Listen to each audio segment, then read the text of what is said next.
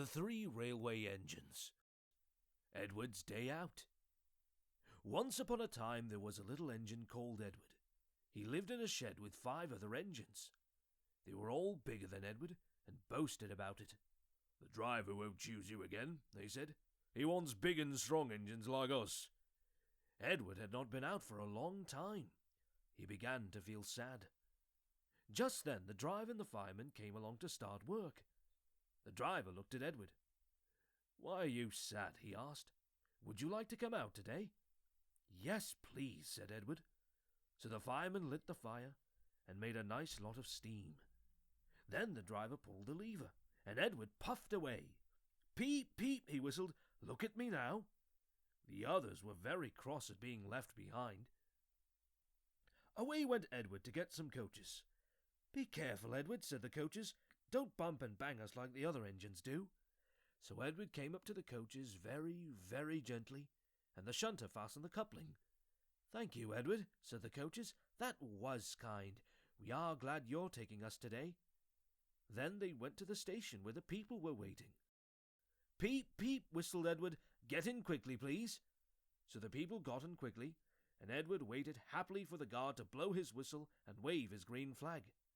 He waited and waited. There was no whistle, no green flag. Peep, peep, peep, peep. Where is that guard? Edward was getting anxious. The driver and the fireman asked the station master, "Have you seen the guard?" "No," he said. They asked the porter, "Have you seen the guard?" "Yes, last night," said the porter. Edward began to get cross. "Are we ever going to start?" he said. Just then a little boy shouted, "Here he comes!" And there the guard was, running down the hill with his flags in one hand and a sandwich in the other. He ran onto the platform, blew his whistle, and jumped into his van. Edward puffed off. He did have a happy day. All the children ran to wave as he went past, and he met old friends at all the stations. He worked so hard that the driver promised to take him out again the next day.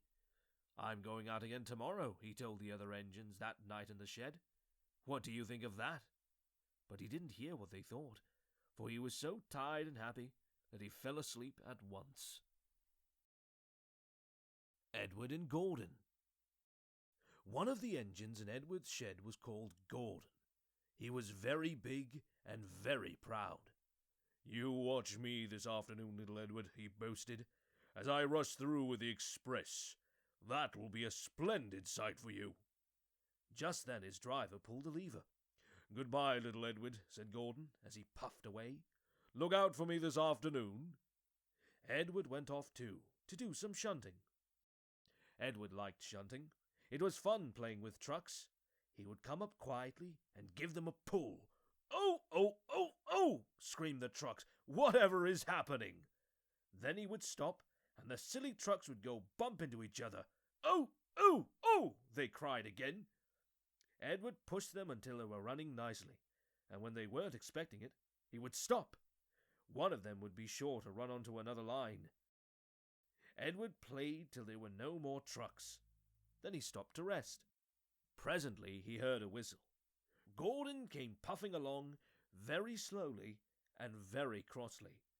Instead of nice shining coaches, he was pulling a lot of very dirty coal trucks. "A good strain, a good strain, a good strain," he grumbled. "The shame of it, the shame of it, oh, the shame of it." He went slowly through with the trucks clattering and banging behind him. Edward laughed and went to find some more trucks. Soon afterwards a porter came and spoke to his driver. "Gordon can't get up the hill.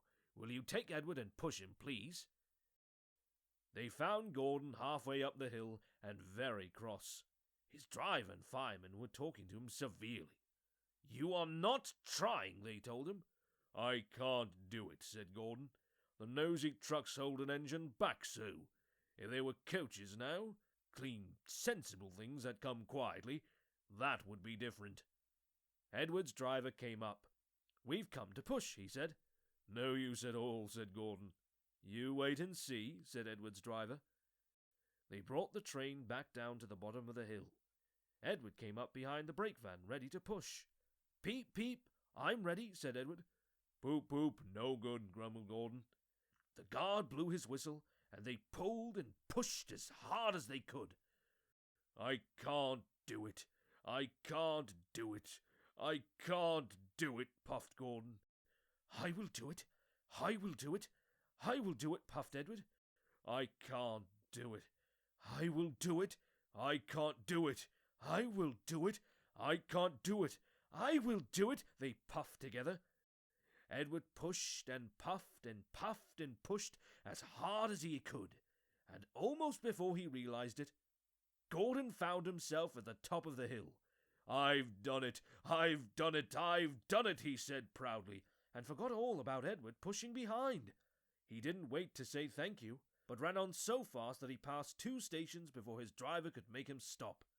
Edward had pushed so hard that when he got to the top, he was out of breath. Gordon ran on so fast that Edward was left behind. The guard waved and waved, but Edward couldn't catch up. He ran on to the next station, and there the driver and fireman said they were very pleased with him. The fireman gave him a nice long drink of water, and the driver said, "I'll get out my paint tomorrow and give you a beautiful new coat of blue with red stripes. Then you'll be the smartest engine in the shed."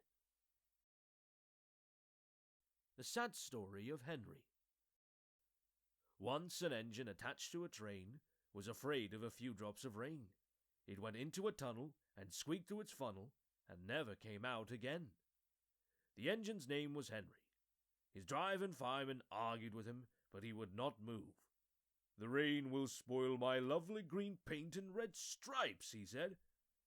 The guard blew his whistle till he had no more breath, and waved his flags till his arms ached. But Henry stayed in the tunnel and blew steam at him. "I am not going to spoil my lovely green paint and red stripes for you," he said rudely. The passengers came and argued too, but Henry would not move. A fat director who was on the train told the guard to get a rope. "We will pull you out," he said, but Henry only blew steam at him and made him wet. They hooked the rope on and all pulled, except the fat director.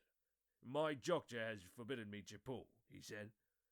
They pulled and pulled and pulled, but Henry stayed in the tunnel.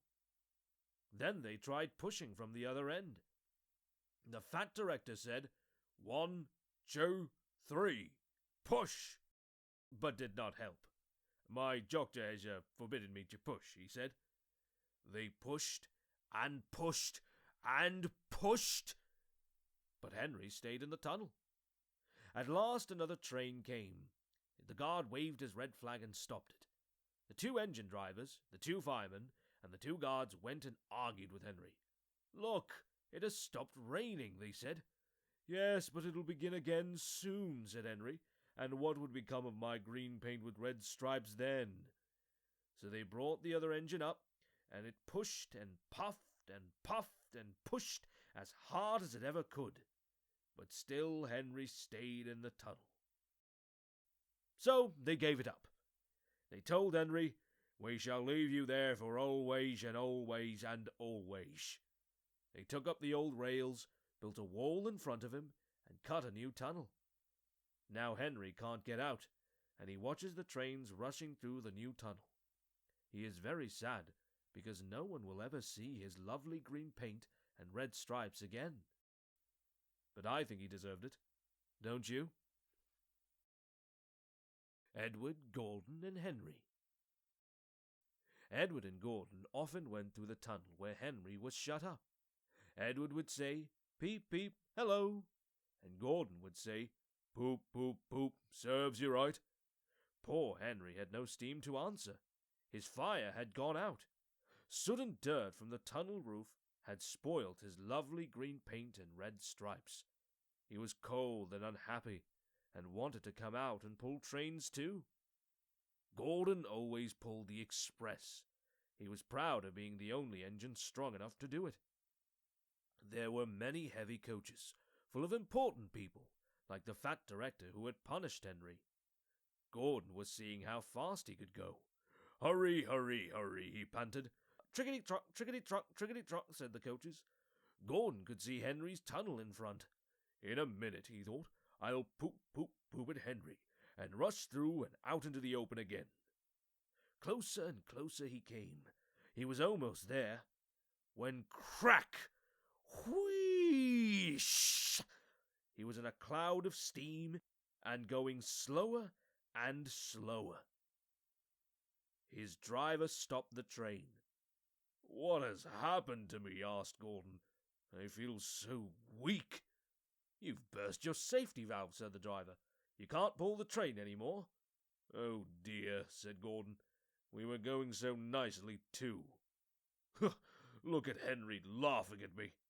Gordon made a face at Henry and blew smoke at him. Everybody got out and came to see Gordon. Huh, said the fat director. I never liked these big engines. Always going wrong. Send for another engine at once. While the guard went to find one, they uncoupled Gordon and ran him on a siding out of the way. The only engine left in the shed was Edward. I'll come and try, he said. Gordon saw him coming. That's no use, he said. Edward can't pull the train. Edward puffed and pulled and pulled and puffed, but he couldn't move the heavy coaches. I told you so, said Gordon rudely. Why not let Henry try? Yes, said the fat director, I will. Will you help pull this train, Henry? He asked. Yes, said Henry at once. So Gordon's driving fireman lit his fire, some plate layers broke down the wall and put back the rails, and when he had steam up, Henry puffed out. He was dirty, his boiler was black, and he was covered with cobwebs. Oh, I'm stiff! Oh, I'm so stiff, he groaned. You had better have a run-in to ease your joints, and find a turntable, said the fat director kindly. Henry came back feeling better, and they put him in front. Peep, peep, said Edward, I'm ready. Peep, peep, peep, said Henry, so am I. Pull hard, pull hard, pull hard, puffed Edward. We'll do it, we'll do it, we'll do it, puffed Henry. Pull hard, we'll do it, pull hard, we'll do it, pull hard, we'll do it, they puffed together. The heavy coaches jerked and began to move, slowly at first, then faster and faster. We've done it together, said Edward and Henry. You've done it, hurrah! You've done it, hurrah! You've done it, hurrah! Sang the coaches. All the passengers were excited. The fat director leaned out of the window to wave at Edward and Henry, but the train was going so fast that his hat blew off into a field where a goat ate it for his tea. They never stopped till they came to the big station at the end of the line. The passengers all got out and said thank you, and the fat director promised Henry a new coat of paint. Would you like blue and red? Yes, please, said Henry. Then I'll be like Edward. Edward and Henry went home quietly, and on their way they helped Gordon back to the shed. All three engines are now great friends. Wasn't Henry pleased when he had his new coat? He is very proud of it, as all good engines are. But he doesn't mind the rain now, because he knows that the best way to keep his paint nice is not to run into tunnels, but to ask his driver to rub him down when the day's work is over.